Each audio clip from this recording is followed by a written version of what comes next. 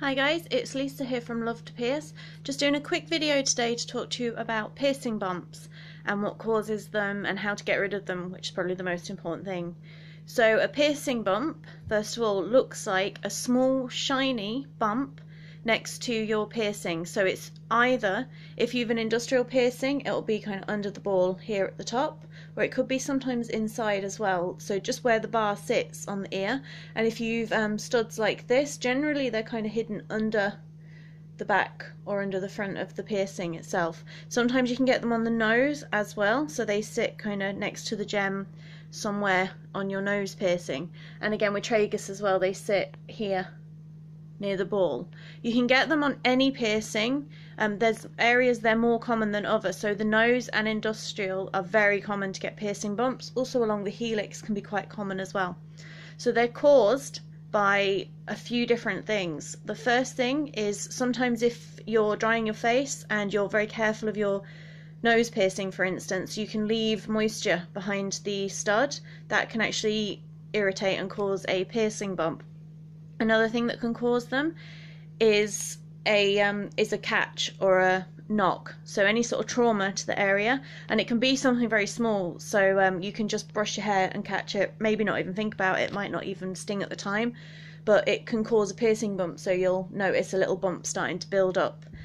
And just sometimes it is just the actual piercing moving. So if you've a bar that's long, because generally you get pierced with a longer bar, you'll find that the movement of the bar can cause a little piercing bump inside.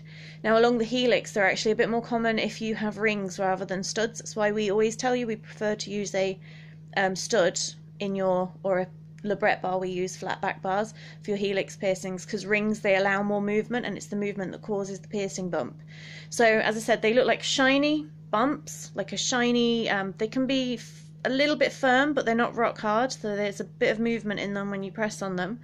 And they kind of look like a blister, but kind of redder than a blister. So if you do get one, don't panic, you can get rid of them, and you use this stuff, tea tree oil, that's that there. And we don't sell this or anything, this is just something that I happen to have because I had a piercing bump myself, so this is what you use to get rid of them. So you get the tea tree oil, take the lid off, use a clean fresh cotton bud every single time and just wet the tip of the cotton bud with the tea tree oil.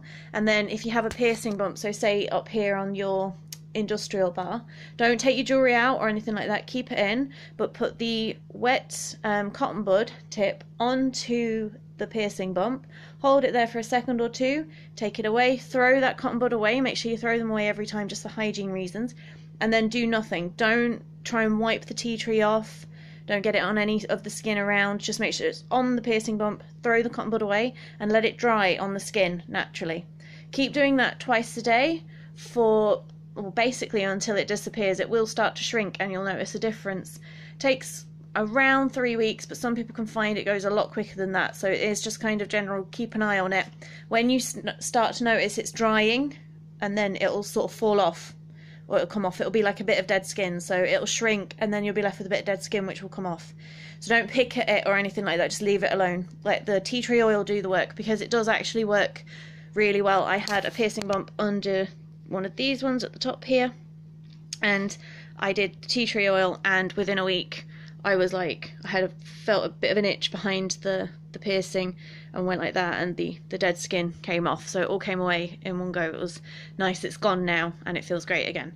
So and sometimes with piercing bumps as well, just a quick note, you don't actually know you have them. I actually had one behind the piercing here because I have very long hair, so when I brush my hair, especially these upper helix ones, they catch in my hair and pull. That's one of the things that causes piercing bumps, is the irritation of catching them.